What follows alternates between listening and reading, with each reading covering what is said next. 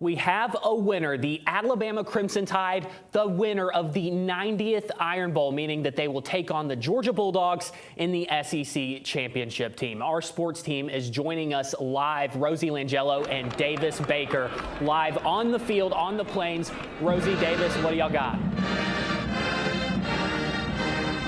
Hey guys, yeah, the 90th edition of the Iron Bowl just wrapped up here at Jordan-Hare Stadium. Players and coaches still walking off the field.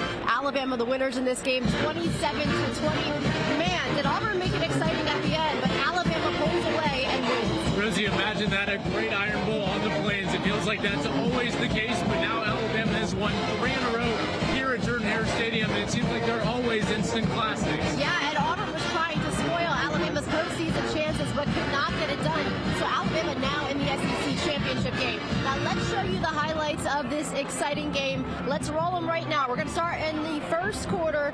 4th down and 1 on Auburn's 45-yard line. Alabama converts, but Auburn doesn't let them go far after that. Kieron Crawford with 2 big quarterback pressures, and Bama decides to kick the 45-yard field goal. Connor Talty's kick is good, and Bama takes a 3-0 lead.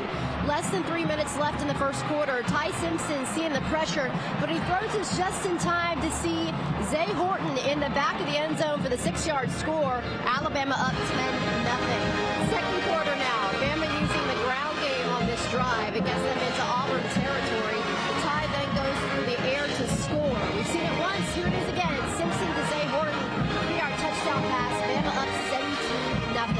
Auburn looking to respond at some point in the first half. The Tigers manage to get down the field and into the red zone. But the Bama defense holds them to just a field goal. Alex Pearson hits a 26-yard field goal to put the 3 points on the board. Tigers hit another field goal at the end of the half to make it 17-6. So we go to the second half. Auburn gets the ball first. It takes them 4 plays and 76 yards to score. Ashley Daniels and Malcolm Simmons. Tigers making this a ball game, 17-3. Bama leads. Tide hits a field goal after Auburn's touchdown to make it 20-13 heading into the fourth quarter. But Auburn not letting up just yet. The Tigers drive down the field, and Fever Country's finest Jeremiah Cobb rushes in for the extra score. Extra point is good, so it's a tie ball game. In less than 4 minutes, Bama now driving down the field. Simpson finds his favorite targets of the night, Zay Horton once again, and Alabama takes it 27-20. So Auburn making it pretty exciting there in the fourth quarter. Those are your highlights of this game. There was a lot of action in between that obviously we couldn't show you because of timing. Bray Hubbard had another interception. He's been really good for Bama's defense. Absolutely, and we got to talk about that 4th down play down there. It was a tie game at 20. Alabama could have taken the 3. It was 4th and 2, so you figured they would just take the 3, go up 23-20. Kalen DeBoer goes for it. Ty Simpson finds Zay Horton, and that just felt like the defining moment of Alabama's season so far. Yeah. When everything's on the line and their backs are against the wall, they've continually proved that they can get it done. Yeah, there was a good connection between Horton and Simpson tonight, and maybe we'll see that in the championship game as well. The Bama offense getting it done. Auburn's offense could not get it done in the first half. They came out pretty strong in the second half. Malcolm Simmons, the Benjamin Russell grad, scoring that touchdown there. First, there was a flag. Didn't affect Auburn. They got the touchdown. And then another one of Fever Country's finest, Jeremiah Cobb, rushes in for that score. I was in cutting highlights. You were out here when Auburn tied the game 20-20. What was it like out here? Yeah, this place got loud, and for Auburn, it's kind of the opposite of what they've been this season. Normally, they've started so hot, and then they haven't finished well. In this one, Alabama jumps out to a 17-0 lead. So to see the fight from this Auburn team, I think the fans absolutely loved that. This place was rocking once they tied it at 20, and then Alabama went down and scored, quieted them down a little bit. But still a raucous crowd tonight here at Jordan-Hare Stadium. I want to talk about the postseason now. Alabama now playing in the SEC championship game, and since Texas won against Texas A&M last night, Georgia will now play Alabama in the SEC championship. We got another rematch of that team that you saw earlier in the season. You were at Georgia when Alabama played. Yeah, I mean, Alabama came into that game in a similar circumstance to this game tonight, Rosie. Their backs were against the wall. Had Bama lost that game, they would have been 2-2 on the season, 0-1 in SEC play. And look, Georgia's playing great football right now. That was their one and only loss this season. Seems like they're really clicking on both sides of the ball. But when those two teams play, we know, kind of just like this matchup, it's almost always an instant classic. Yeah, Kalen DeBoer gets it done in his second year with the Crimson Tide, headed to the SEC championship game next week. We'll be there. We'll have you covered. Now I have to flip the switch. We got to talk about Auburn and and what's next for this program?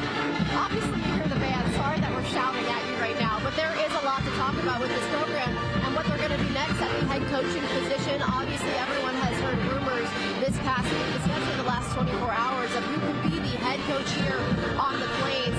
DJ Durkin is set to speak in there, and hopefully we can take that live for you. But there's been a lot of rumblings that he could be the head coach here. Yeah, it seems like this team really rallied around Durkin. We saw them play really hard in these last 3 games, kind of like what I talked about earlier. Even though they got down 17-0, this team fought, and we did not always see that from this team. So I think Durkin's got a good case to be the head coach here. Obviously, the defense was pretty good for most of the season, and it just seems like the guys really loved him. Like, even when Freeze got fired, Durkin was promoted. A lot of the defensive players posted stuff on their Instagram stories, really liking him. So we'll see where that goes from there. You have any, thoughts, insights, predictions there? I think that the thought from John Cohen is if you keep DJ Durkin around, you may retain some of the talent that is on this roster, especially on the defensive side of the ball. But whoever you bring in, if it's a new head coach, usually new head coaches want to bring their staff to this program to build a different culture. So we'll have to see what John Cohen does. Obviously, a lot of pressure, and he spoke about that once he fired Hugh Freeze, that he is the committee. And you asked him a great question about the pressure that he felt. And how did he respond again? Yeah, so I basically just said, they've done well in athletics since John Cohen's been here. You think about the basketball team going to the Final Four, baseball's gone to the College World Series, but football is the moneymaker. I mean, look at this, 90,000 around here.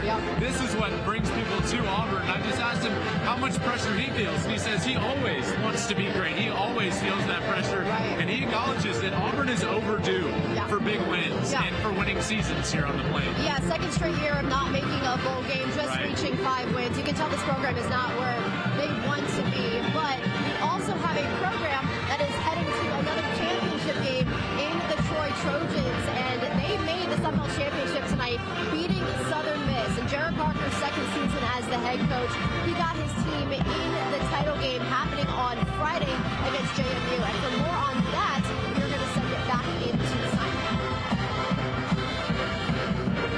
Hey, thank you so much, Rosie Davis. Great comprehensive coverage. I hope your ears aren't ringing too much after standing next to the band for that long. Hey, not enough voodoo in Jordan-Hare Stadium to beat the Tide tonight.